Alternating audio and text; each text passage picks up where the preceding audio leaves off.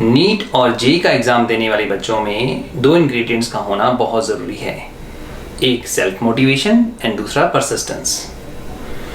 आज इस success story के अंदर हम राजन शर्मा के बारे में बात करेंगे, जिसने अपने सेल्फ मोटिवेशन और परसिस्टेंस से नीट एग्ज़ाम क्वालिफाई किया और एमबीबीएस की सीट सिक्योर की जीएमसी जम्मू में।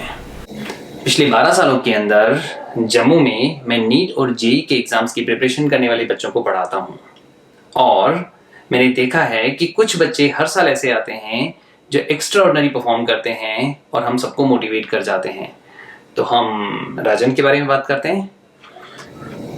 राजन पहली बार जब मेरे पास आया था तो अपने फ्रेंड तरुण के साथ आया था। So his friend Tarun was already taking my classes, वो मेरी क्लासेस में पहले से पढ़ रहा था। तरुण के बारे में हम दूसरे वीडियो के अंदर अलग से बात करेंगे। तो राजन तरुण के साथ आया। राजन ने मुझे बताया कि सर मैं बीएससी कॉलेज में एडमिशन ले चुका हूँ और मैं वहाँ सफोकेट हो रहा हूँ, मुझे ऐसा लगता है कि मैं और बेहतर कर सकता था ज़िंदगी में।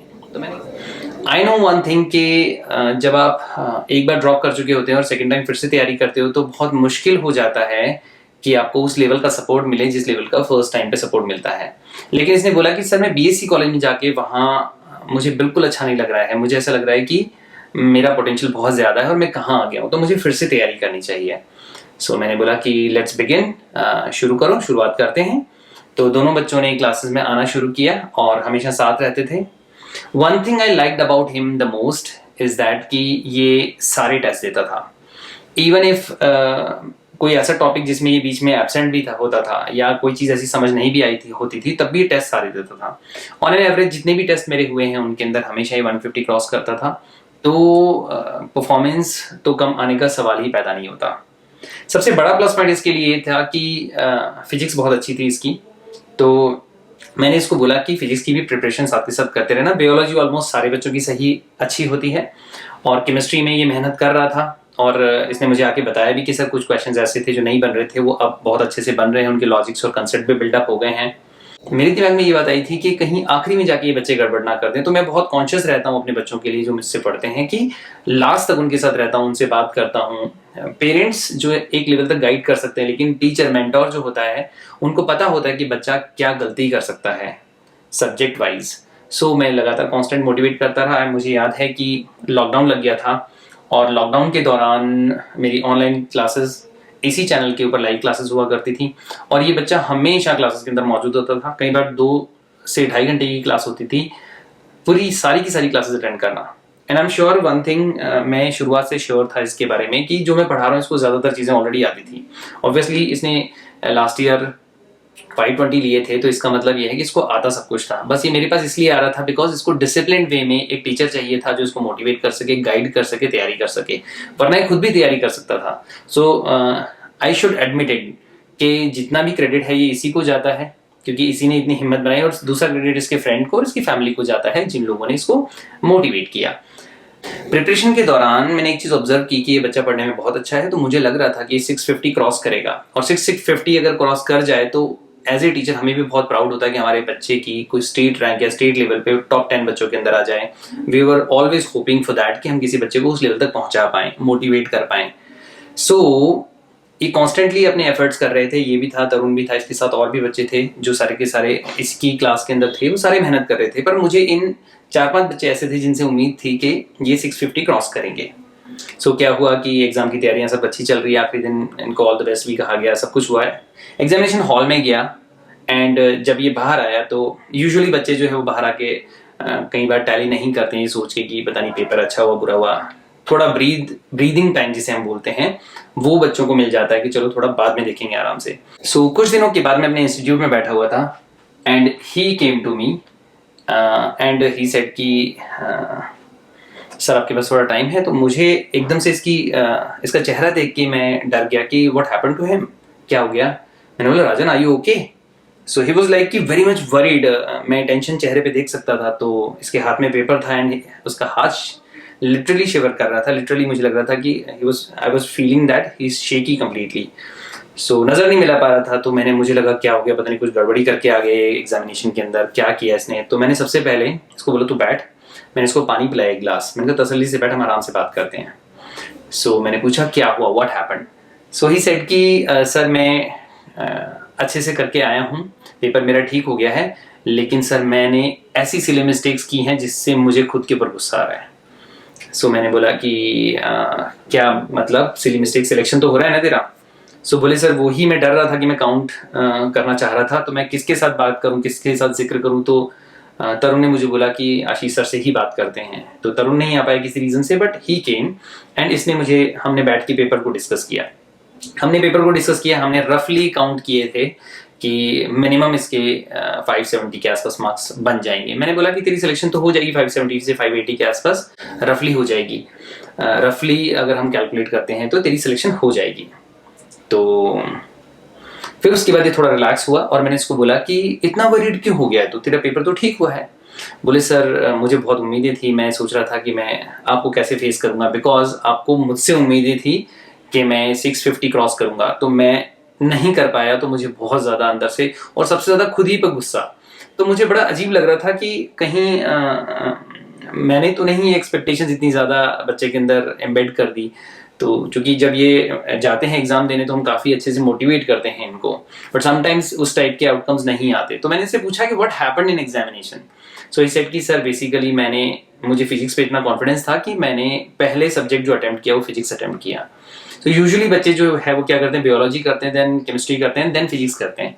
तो इसने बोला कि सर मैंने फिजिक्स पहले अटेम्प्ट किया क्योंकि मैं कॉन्फिडेंट था कि मैं फिजिक्स में एटलीस्ट 150 तक जाऊंगा, लेकिन पेपर टफ आ गया और मैं उतना उलझा कि वहां जज नहीं कर पाया एग्जामिनेशन टाइम के दौरान कि इसमें बहुत टाइम कंज्यूम हो रहा है। और जब टाइम कंज्यूम हो गया तो मैं प्रेशर में आया। तो बायोलॉजी ठीक किया लेकिन केमिस्ट्री उस लेवल से नहीं कर पाया और अल्टीमेटली मेरा ओवरऑल जो रिजल्ट है वो खराब होने के चांसेस लगे मुझे इनसाइड, जहां एग्जामिनेशन हॉल में जहां मैं बैठा था वहीं पे। I said okay, paper difficult physics का इस साल आया था। I knew that. Let me know if I can help. My Siri is working over there. I think he's detecting. So let me. Hey Siri, go away. Okay. So let's get back to the topic. और मैं एक बात in between ये भी कहना चाहूँगा कि हर साल हमारे पास ऐसे बच्चे आते हैं जो एक्स्ट्राऑर्डिनरी होते हैं, लेकिन वो उतना परफॉर्म नहीं कर पाते। तो कहीं ऐसा नहीं होता कि उनके परफॉर्म कम करने की वजह से, नीट के एग्जाम में परफॉर्म करने की वजह से वो जिंदगी भर के लिए उस सक्सेस को अचीव नहीं कर सकते। ऐसा कभी भी नहीं होता। ये इंटेलिजेंट है और आगे भी रहेगा, ये बहुत अच्छी सक्सेस अचीव करेगा। ऐसे बहुत सारे बच्चे हैं जो पढ़ने में बहुत अच्छे होते हैं लेकिन फाइनल एग्जाम के दौरान उनका स्कोर एक्सपेक्टेड से कम आता है। तो it's okay, it's all right. अगर स्कोर कम भी आया है तो you don't need to feel bad about it. Sometime it happens, examinations हैं तो स्पोर्ट्स स्पिरिट होनी चाहिए एग्जामिनेशंस के अंदर कि चलो विन और लूज डजंट मैटर, हम फाइट हार्ड करेंगे और आगे बहुत सारे इम्तिहान आएंगे जिंदगी के, उनमें भी हम अच्छा करेंगे। तो ये हम हमेशा से ही सिखाते हैं, बट इसको डिसअपॉइंटमेंट थी। सो मैंने इसको बोला कि चल उठ पहले। तो मैंने कहा कितने दिन से तू घर से बाहर नहीं निकला? बोले मैं बड़ा टेंशन में हूँ सर, तो मैं घर पे ही था, किसी से इंटरेक्ट नहीं कर रहा था। मैंने कहा उठ बाहर चलते हैं। सो कच्ची छावनी में मेरा जहाँ इंस्टीट्यूट है, हम नीचे की तरफ आए और मैंने इसको बोला कि लेट्स गो आउट। मैंने कहा सोचा इसको बाहर ले जाता हूँ क्योंकि मुझे इसको देख के बड़ी टेंशन हो गई थी।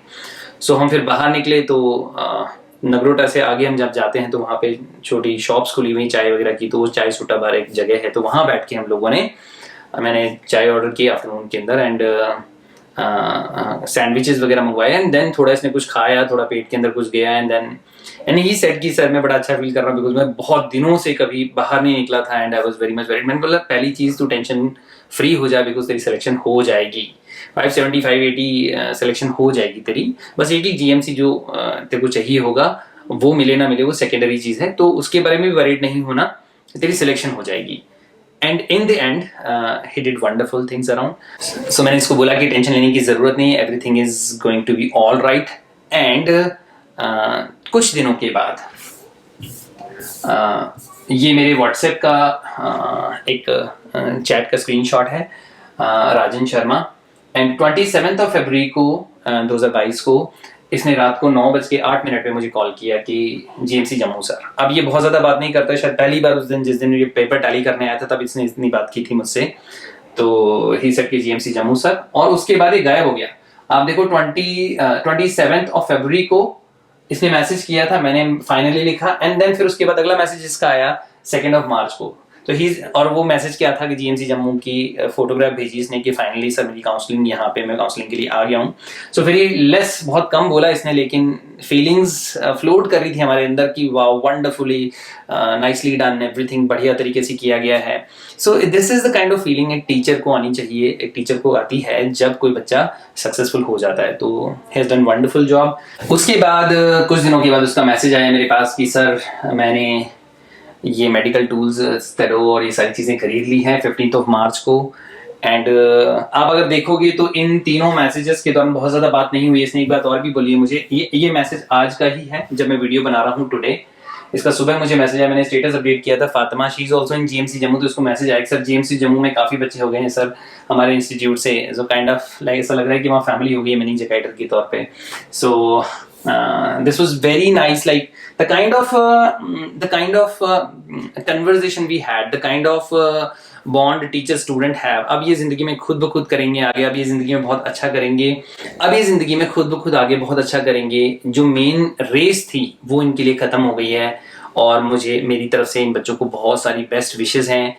सो चैनल के ऊपर मैं आपको और भी बहुत सारी सक्सेस स्टोरीज लेके आऊंगा और आपको मोटिवेट करता रहूंगा। Till then do not forget to like and subscribe.